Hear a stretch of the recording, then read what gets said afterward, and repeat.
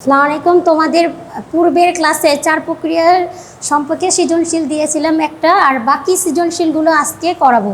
দেখো তোমাদের বোর্ড বইয়ের সৃজনশীল তোমরা সব সময় বোর্ড বইটা ইউজ করবে। বোর্ড বইটার ভিতরে দেখো অনুশীলনী 3 পেজ নাম্বার 19, এইখানে নাম্বার 3 এই অঙ্কটা দিয়ে আমি তোমাদের সৃজনশীল করে দেখাবো। একটি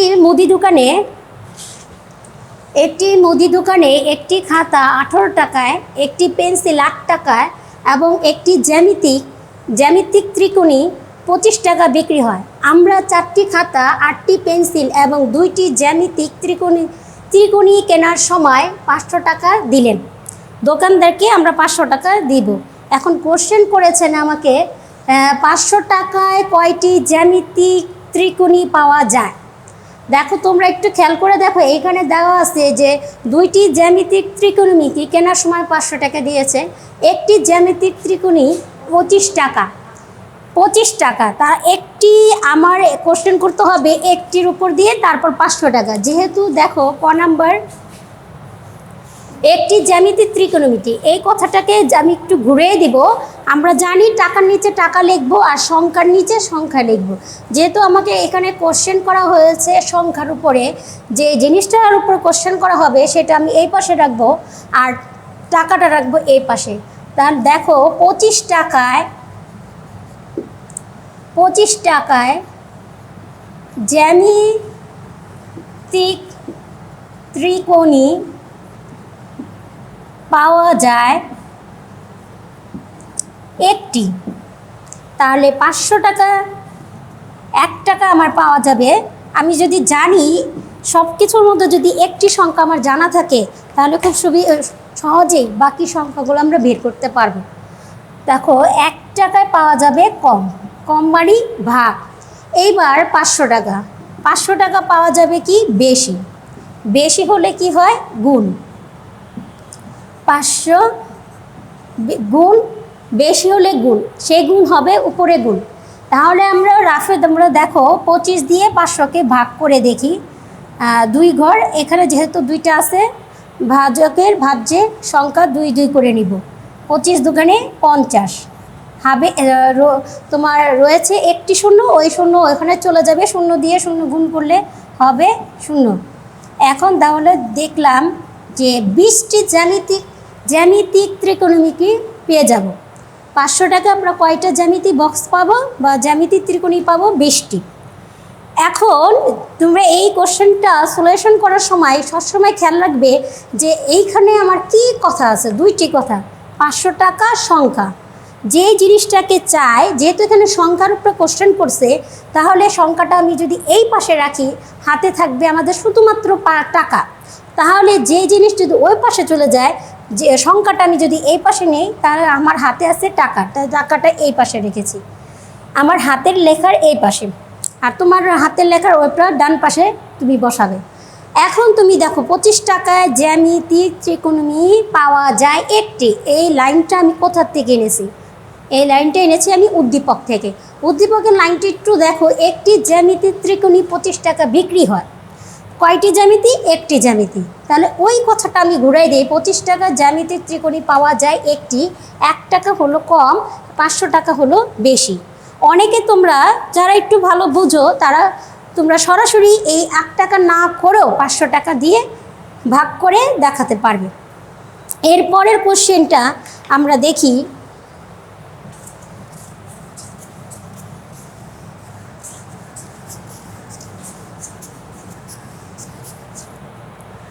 পরের কোশ্চেন দেখো, বলছে তিনি মোট কত টাকার জিনিস কিনলেন।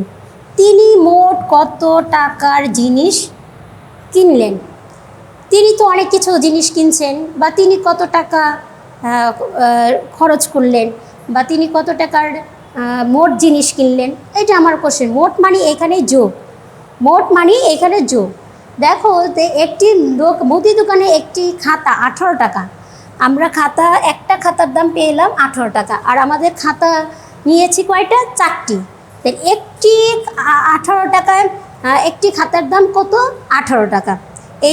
এখান থেকে কোশ্চেনটা লিখব, একটি খাতার মূল্য বা দাম যাই লেখো না কেন লিখতে পারবে 18 টাকা, অথবা একটি খাতা বিক্রি মূল্য হলো 18 টাকা, যেহেতু এটা বিক্রি লেখছে। আর আমরা কয়টা খাতা পেয়েছি? 8টি। আমরা 4টি খাতা, এই দেখো এখানে 4টি খাতা। তাহলে একটির দাম যদি 18 টাকা হয়, 4টির দাম হবে বেশি।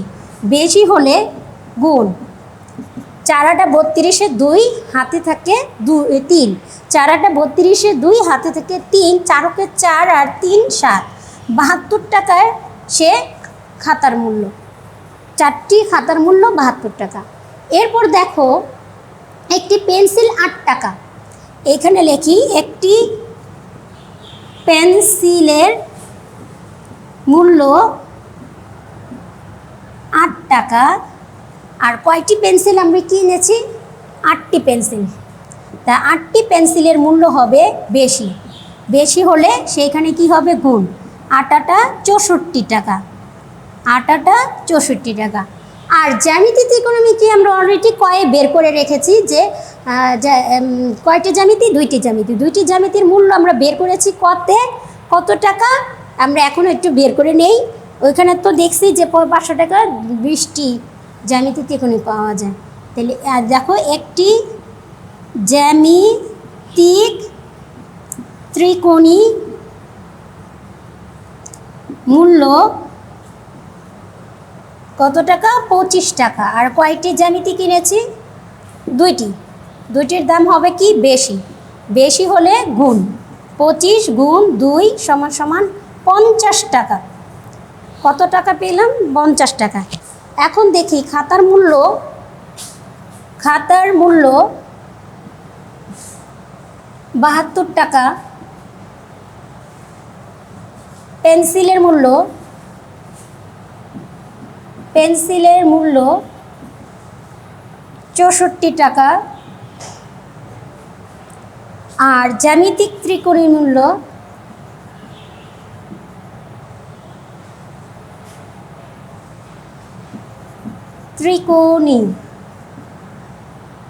ত্রিকোণীর মূল্য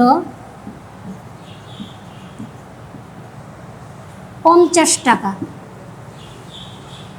তাহলে এখানে আমি লিখতে পারি মোট জিনিস অথবা মোট বাজার মূল্য, মোট মূল্য। এইটাও আমি লিখতে পারি, মোট মূল্য লিখতেও পারি। মোট মানে যোগ। এখন দেখো 4 2 6 5 6 11, 11 আর 7 তোমার 18। 186 টাকার মোট মূল্য তার জিনিসের। তাহলে লিখছি তিনি মোট কত টাকার জিনিস কিনলেন? তিনি মোট 186 টাকার জিনিস কিনলেন। তিনি মোট জিনিস কিনলেন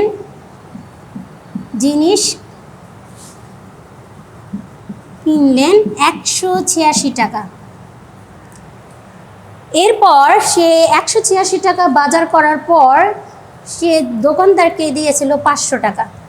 আমার কোশ্চেন করছে দোকানদার তাকে কত টাকা ফেরত দিল।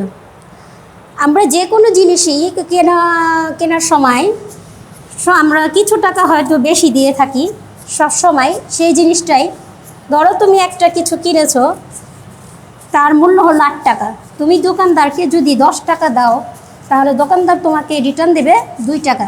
ঠিক এই রকমই এই অঙ্কটা, যে আমি দোকানদারকে আমি কিনেছি, মোট মূল্য হলো আমার বাজার মূল্য করেছি জিনিসের 186 টাকা, আর দোকানদারকে দিয়েছি 500 টাকা। এখন আমি এটা গয়ের দেখো বড় সংখ্যাটাকে আগে লিখব। দোকানদারকে দিলেন 500 টাকা। মোট জিনিসের মূল্য 186 টাকা। দোকানদার তাকে ফেরত দিল। দোকানদার তাকে ফেরত দিল। এই দিল মানে ফেরত দেওয়া অর্থ হলো এখানে বিয়োগ দেওয়া। দেখো আমি এখন বিয়োগ করি। 10-এর থেকে 6 চলে গেলে 4, হাতে 1 9, 10-এর থেকে 9 চলে যাবে তাহলে হবে 1, হাতে 1 2, 5-এর থেকে 2 চলে গেলে 3। তাহলে আমরা দেখলাম দোকানদার তাকে ফেরত দিলেন 314 টাকা। তুমি একটু জিনিস খেয়াল করো, যদি মনে করো যে তোমার অঙ্কটা হয়েছে কি না, তুমি কিভাবে বুঝবে যে দোকানদারকে আমরা 500 টাকা দিয়েছিলাম, তাহলে আর ফেরত দিয়েছে 314 টাকা, আর মোট জিনিসের মূল্য 186 টাকা। 186 আর 314, 4 10 শূন্য হাতে 1, 8 9 10 শূন্য হাতে 1, 3 4 এই 5। তাহলে দেখা গেছে আমার অঙ্কটা ঠিক আছে, যা আমার ফেরত আর মোট জিনিসের মূল্য যদি দেখা যায় 500 টাকা বের হয়ে গেছে, তার মানে এইখানে অঙ্কটা তোমার পুরো পারফেক্ট ঠিক আছে। এখন তোমরা এর পরবর্তী কোশ্চেনটা দেখো, বোর্ড বই বের করে নিবে সামনে করার সময়। এখন দেখো 3 নম্বর অঙ্ক, 4 আর 5 নম্বর অঙ্ক। 2টি গরু 3টি ছাগলের মূল্য একত্রে 4580 টাকা। তিনি একটি ছাগলের মূল্য এত, একটি গরুর মূল্য কত? এখন আমরা এই অঙ্কটা করব, তোমরা সকলে তুলে নাও।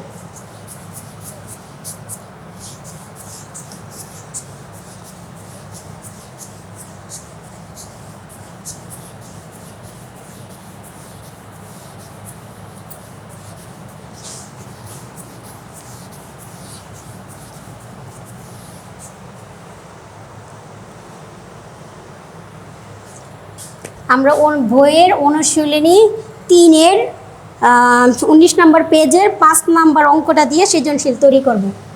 2টি গরু ও 3টি ছাগলের মূল্য একত্রে 4500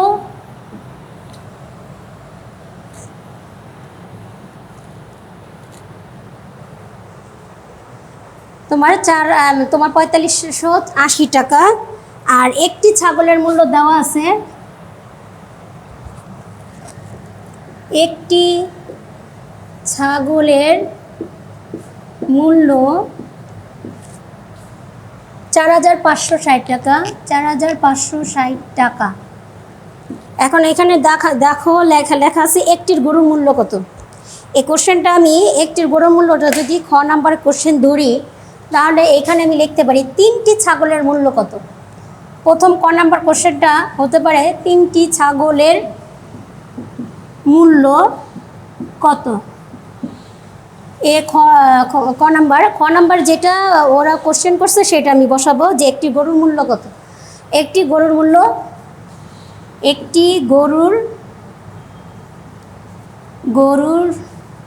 মূল্য কত, অথবা তোমাকে বলতে পারে যে একটি গরু কিনতে কত টাকা লাগবে। একটি গরু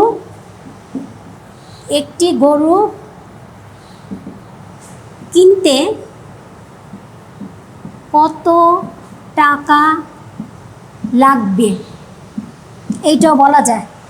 তারপর আমি বলতে পারি একটি গরু একটি ছাগলের মূল্যের পার্থক্য কত। একটি গরু ও একটি ছাগলের মূল্যের পার্থক্য কত টাকা।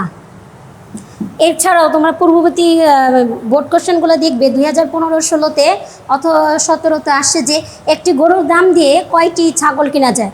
অবশ্য আমাদের এই অঙ্কের যে সংখ্যাটা দেওয়া আছে, এই সংখ্যা দিয়ে একটি গরু দিয়ে কয়টি ছাগল কেনা যাবে সেটা ওই অঙ্কটা বের হবে না, কারণ এটা দশমিকের আনসার আসবে। এর জন্য এই সংখ্যাগুলো চেঞ্জ করে তোমাদের আসতে পারে। এর পরের অঙ্কটা দেখো, তাহলে আমি ক নাম্বার কোশ্চেনটা একটি ছাগলের মূল্য উদ্দীপক থেকে নেওয়ার চেষ্টা করব সবসময়। দেখো একটি ছাগলের মূল্য 4560 টাকা। একটি ছাগলের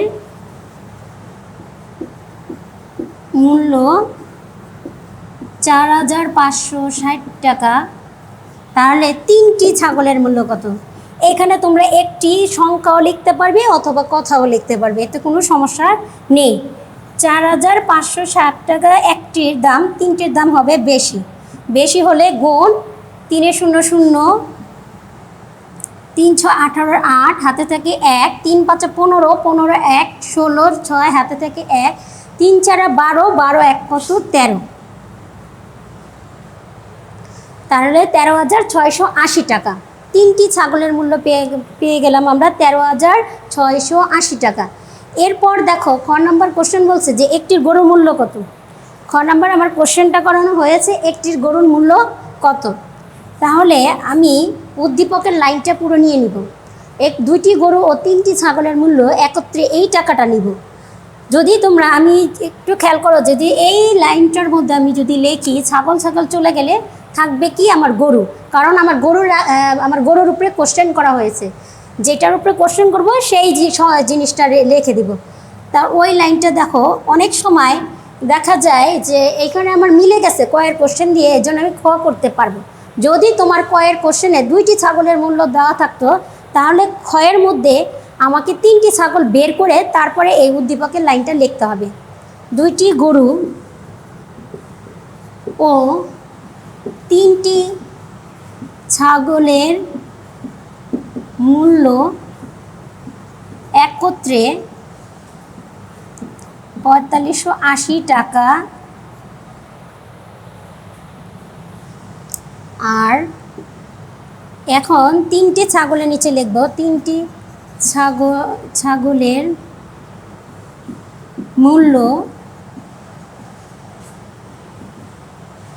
13,680 টাকা। 13,680 টাকা। তাহলে ছাগল যদি চলে যায় বা তখনই দেওয়া যায় 2টি যদি একই সমান হয়, তার মানে 3টি আমার এক সমান হয়ে গেছে। এখন আমি ছাগলটা কি বাদ দিতে পারবো। তাহলে দেখো এটা বাদ দেওয়া মানে বিয়োগ। 2টি গরুর মূল্য বাদ দিই। দেখো 0 0, 10-এর থেকে 6 চলে গেলে 4, হাতে 1, 4, 5-এর থেকে 4 যদি চলে যায় তাহলে থাকবে 1, 4-এর থেকে 1 চলে যাবে 3। তাহলে 2টি গরুর মূল্য আমরা পেতেছি তোমার 31,400 টাকা। এই টাকাটা আমরা পেতেছি 2টি গরুর মূল্য। 2টি গরুর মূল্যকে আমাকে কোশ্চেন করছে একটি গরুর মূল্য না, এখানে না, একটি গরুর মূল্য এখানে। তাহলে একটির দাম হবে কি কম হলে সেটা হবে ভাগ 400 ভাগ কত 2। এখন এই ভাগটা আমি তোমাকে ডায়েরি কি করতে পারি, কিন্তু তোমরা যারা কম বুঝো তারা রাফ করে নিবে। এইটা যেহেতু একটি সংখ্যা ভাজক, তাহলে ভাজ্যরও কি আমার একটি সংখ্যা নিতে হবে। 1, 2 একটি করে প্রতিবার ভাগের নিয়ম, একটি করে সংখ্যা নামাবো। তো 2 দিয়ে কত দিয়ে ভাগ করবো, 5 দোকানে 10 সমান নিব, অথবা তার কম নিব, বেশি নিতে পারবো না। 1 এই 4, 7 দোকানে 14, আর তোমার হলো 2টা শূন্য এখানে নিলাম 15,700 টাকা। তাহলে একটি গরুর মূল্য 15,700 টাকা পেয়ে গেলাম। আমরা কত পেয়ে গেছি 15,700 টাকা একটি গরুর মূল্য। আর একটি ছাগলের মূল্য আমার প্রশ্নের মধ্যে উদ্দীপকে দেওয়াই আছে একটি গরু একটি ছাগলের মূল্যের পার্থক্য কত। তাহলে আমরা এই জিনিসটা লিখে ফেলি।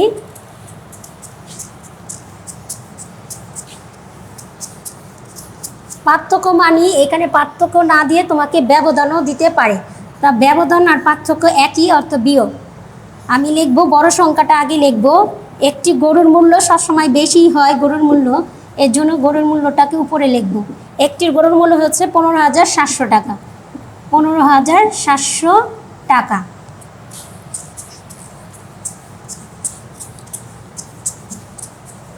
এরপর একটি ছাগলের মূল্য, একটি ছাগলের মূল্যের পার্থক্য তোমার আছে 4,560 টাকা।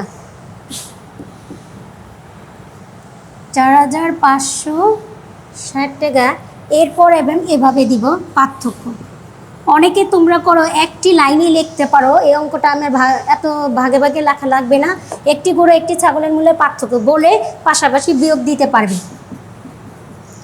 এখন 0 0, 10-এর 6 চলে গেলে 4, হাতে থাকে 1, 6, 7-এর থেকে 6 চলে যাবে 1, 4, 5-এর থেকে 4 চলে যাবে 1, আর 1 তোমার নামায় নিব, তাহলে 11,140 টাকা তোমার পার্থক্য আমরা পেয়ে গেলাম, একটি গরু একটি ছাগলের মূল্যের পার্থক্য। এই অঙ্কটাও এখন শেষ। এছাড়া তোমাদের আরেকটা অঙ্ক এখন করাবো, এই অধ্যায়ই মোস্ট ইম্পর্টেন্ট আছে। এই অঙ্কটা তোমরা দেখবা যে তোমাদের অনুশীলনীর মধ্যেও আছে এবং উদাহরণের মধ্যে দেওয়া আছে। পিতা পুত্রের অঙ্ক, এই পিতা পুত্রের অঙ্কটা তোমাদের বিগত সালে কোশ্চেনের মধ্যে আসছে, তোমরা দেখবে। আর আরেকটা খেয়াল করবে যে এখানে মা আর পুত্রের দেওয়া আছে অনুশীলনীতে, আর উদাহরণে দেওয়া আছে পিতা ও কন্যা। এছাড়া নাম দিয়ে দিতে পারে, দুইজন ব্যক্তির নাম দিয়ে দিবে, আমরা সূত্রটা একই সূত্র ফেলবো। দুইজনের নাম দিয়ে দিলেও আমরা ওই সূত্রটা, যে সূত্রটা এখন শিখব, ওই সূত্র অনুযায়ী কাজ করলে তোমাদের আর কোনো সমস্যা হবে না। এখন তোমরা মেইন বই থেকে বইটা সামনে নিয়ে 10 নম্বর অঙ্কটা তোমরা একটু দেখো।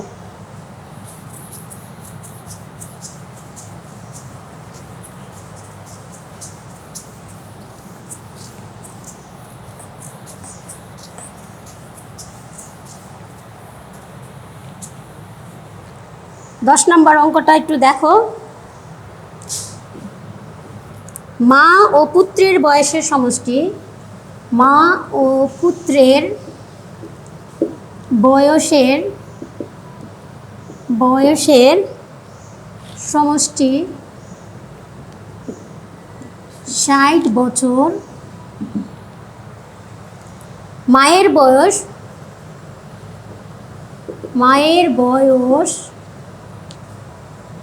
পুত্রের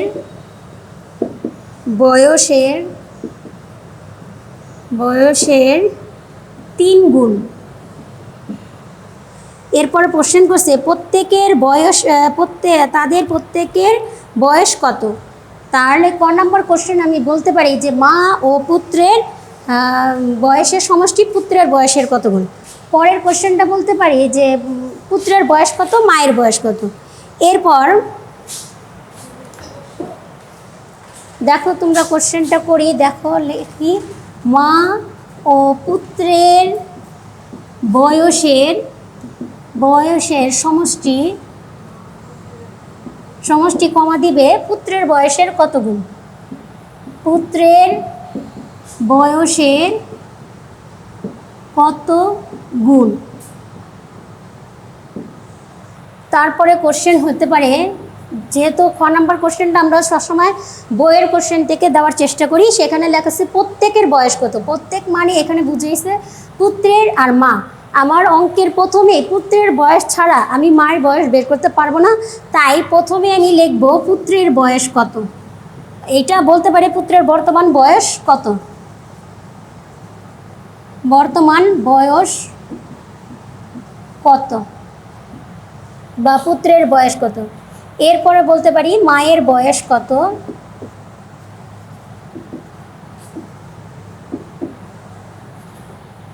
এরপর কোশ্চেন দিতে পারি যে 15 বছর পর অথবা 10 বছর পর মায়ের বয়স পুত্রের বয়সের কত গুণ।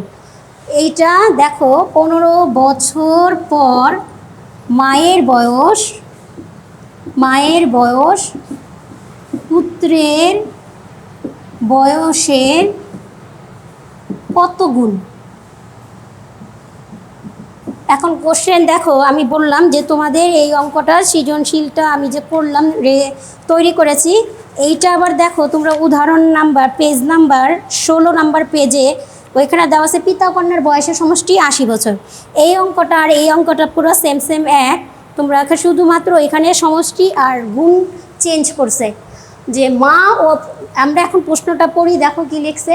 মা ও পুত্রের বয়সের সমষ্টি মানে দুজনের বয়স একত্রে মানে এখানে একসাথে ওদের দুজনের বয়স আছে 60 বছর। মায়ের বয়স পুত্রের বয়সের 3 গুণ। আমরা সবসময় জানি যে বাবা মা আমাদের থেকে বড় হয়, কখনোই আমরা তাদের থেকে বড় হয় না। আমার বয়স যখন 80-90 হবে তখনও আমার বাবা মা আমার থেকে বড় হবে, কখনোই আমরা তার চেয়ে বড় হতে পারবো না। ইভেন তুমি এইখানে বাবা মা দিছে বা বড় ভাই বোনও দিতে পারে, আমি আমার বড় ভাই বোন থেকে সবসময় ছোট থাকবো, কখনোই বড় হতে পারবো না। বয়স যদি আমার বৃদ্ধিও পায় তারপরও আমরা বড় হব না। তাহলে আমি চিন্তা করি, এখানে বলছে মায়ের বয়স পুত্রের বয়সের 3 গুণ, তাহলে পুত্র অবশ্যই তার নিজের বয়সের 1 গুণ হবে, আর পুত্রের বয়সের 3 গুণ হবে মা। এই কথাটাই আমরা অ্যাপ্লাই করে এখন লিখব যে পুত্রের বয়স সমান সমান পুত্রের বয়সের 1 গুণ। আমি আমার বয়সে সবসময় কত গুণ থাকবো? 1 গুণ থাকবো। তোমরা অনেকেই করো এই মাঝখানে সমান সমান না দিয়ে এইখানে দাও অথবা উভয় জায়গায় দাও, যে কোনো এক জায়গায় দেওয়া হবে না, শুধুমাত্র অনলি এই জায়গায় এই মাঝখানের শব্দটার মধ্যেই সমান সমান দিতে হবে। এরপর দেখো মায়ের বয়স লিখব, মায়ের বয়স সমান সমান পুত্রের বয়সের 3 গুণ। এই লাইনটা অবশ্যই আমি তোমাদের উদ্দীপক লাইন থেকে লিখেছি। তোমরা যদি একটু খেয়াল করো দেখতে পারো উপরে লেখা আছে মায়ের বয়স পুত্রের বয়সের 3 গুণ। জাস্ট ওইটাকে আমি 2 ভাগ করে দিয়ে দিছি যে মায়ের বয়স পুত্রের বয়সের 3 গুণ। এরপর আমরা এইভাবে একটা বয়সের 1 গুণ আর হবে 3 গুণ। এখন দেখো এই দুইটা আমার যেহেতু সমষ্টি বের করতে বলছে, আমি যদি কিছু না বুঝি এই যে কমা মানে সমান সমানে এই পাশে রাখবো আর কমার ওই পাশটা রাখবো এই পাশে। তাহলে লিখি, দেখো মা ও পুত্রের বয়সের সমষ্টি। আমি কখনো লাইন এটা ওভারটেক করতে পারবো না, এইখানে শব্দটা যদি না হয় নিচে লিখে দিব। পুত্রের বয়সের যেহেতু বলতেছি সমষ্টি, তার মানে এই দুইটা হবে যোগ 4 গুণ। এভাবে লিখতে হবে। অনেকে লেখো মায়ের বয়স পুত্রের বয়স সমান সমান 4 গুণ, ওইভাবেও লিখলেও হবে না। আর এই সমানটা যদি এইখানে না দাও এইখানে দাও তাও হবে না। আর এই অনেকে শুধু ডাইরেক্ট আনসার দাও যে মা ও পুত্রের বয়সের সমষ্টি 4 গুণ, তাহলে হবে না, কারণ আমার সমান সমান দেখাইতে হবে যে মা ও পুত্রের বয়সের সমষ্টি পুত্রের বয়সের 4 গুণ। এখন পরবর্তী কোশ্চেন দেখো লিখছি পুত্রের বর্তমান বয়স কত। পুত্রের বর্তমান বয়স কত? আমরা জানি দুজনের বয়সের সমষ্টি 60 বছর দেওয়া আছে। এই লাইনটা আমরা উদ্দীপক থেকে নিয়ে নিব। দেখো মা ও পুত্রের বয়সের সমষ্টি 60 বছর। তাহলে পুত্রের বয়স লিখব 60 ভাগ 4। এখন তোমরা বলতে পারো যে 4 কোথা থেকে আসছে? 4 আসছে আমার ক নাম্বার কোশ্চেন। সেখানে আমরা লিখছি যে সমষ্টি, এই যে এখানে সমষ্টি যে লিখছিলাম সেখানে কত গুণ আসলো? 4। আর এই বয়সটা আমার সমষ্টি দিয়েই আমি সমষ্টি ভাগ করতে পারবো, কখনোই সমষ্টিকে গুণ দিয়ে। অনেকে তোমরা করে কি 3 দিয়ে ভাগ করে ফেলো, তাহলে হবে না, সমষ্টিকে সমষ্টি দিয়ে ভাগ করতে হবে। ভাগটা আমি এইভাবে দেখাই দিই তোমাদের। দেখো 1 4 2, তাহলে কত হলো? 5, 4 5 20। তাহলে পুত্রের বয়স পেলাম আমরা 15 বছর। এখন পুত্রের বয়স যদি বের করতে পারি তাহলে আমার খুবই সহজ হয়ে যাবে মায়ের বয়স বের করা। মায়ের বয়স তুমি যদি বের করতে চাও, পুত্রের বয়স অবশ্যই তোমার জানতে হবে মায়ের বয়স কত। তাহলে লিখব মায়ের বয়স, আমরা জানি পুত্রের বয়সের 3 গুণ। এই যে এই লাইনটা লিখছি, মায়ের বয়স পুত্রের বয়সের 3 গুণ। পুত্রের বয়স তো আমি 15 পেয়ে গেছি অলরেডি, তাহলে ওই 3 দিয়ে এইটাকে গুণ করলে মায়ের বয়স পেয়ে যাব 3 বছর। 3 দিয়ে এখন গুণ দেয়, 3 5 15, 5 হাতে থাকে 1, 3 কে 3 আর 1 কে 4, 45 বছর। এখন দেখো মায়ের বয়স পেয়ে গেলাম 45 বছর। এরপরে কোশ্চেন বলছে 15 বছর পর মায়ের বয়স পুত্রের বয়সের কত গুণ। এই কোশ্চেনটা এখানে করি। দেখো 15 বছর পর মানে তোমার বয়স কি কমবে না বাড়বে? অবশ্যই বাড়বে।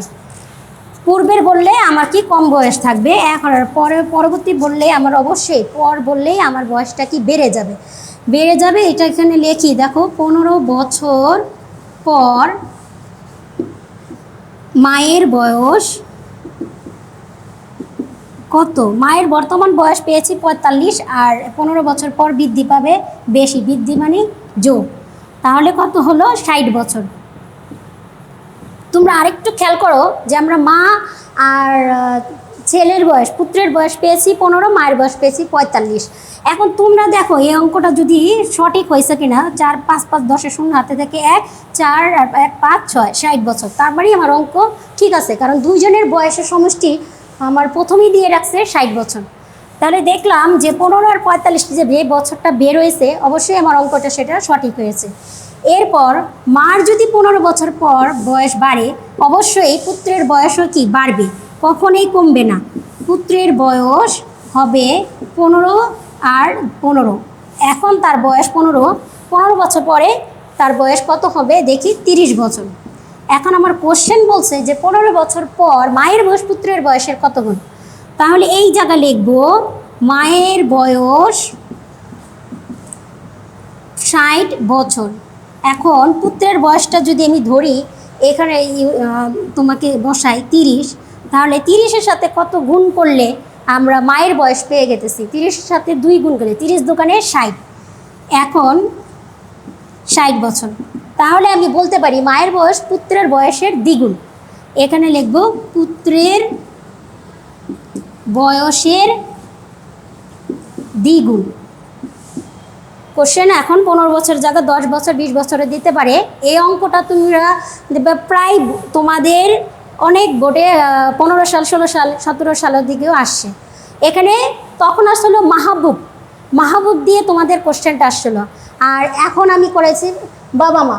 এখানে মা জায়গার পুত্রের জায়গা যাই বলুক না কেন, তুমি মাথায় রাখবে যে প্রথমটা মা থাকবে অথবা পিতা, পরেরটা পুত্র অথবা কন্যা। ওই বেসিসে তুমি ওই চিন্তা দিয়ে, ওই থিম দিয়ে, এই থিমটা দিয়েই পরবর্তী অঙ্কগুলো করতে পারবে। এখন এই অধ্যায়ের তোমরা এইগুলি, আমি প্রথম দিন তোমাদের এই অধ্যায় শুরুতে বলেছিলাম যে এই নাম্বার অঙ্কগুলো বেশি করে তোমরা করবে। যে তোমরা মেন বইটা ভালো করে করতে পারবে, ইনশাল্লাহ তোমরা সব সৃজনশীল আনসার করতে পারবে। আমি তোমাদের প্রতি ক্লাসেই দেখাইতেছি যে মেন বইয়ের ইম্পর্টেন্ট কত গুরুত্বপূর্ণ, যে আমরা মেন বই যদি করতে পারি বাকি সৃজনশীল ইনশাল্লাহ করতে পারবো। আর এই অঙ্কগুলো তোমরা বেশি বেশি করবে। পরবর্তী ক্লাসে আমরা গাণিতিক প্রক্রিয়া সম্পর্কে, প্রতীক সম্পর্কে তোমাদের ক্লাস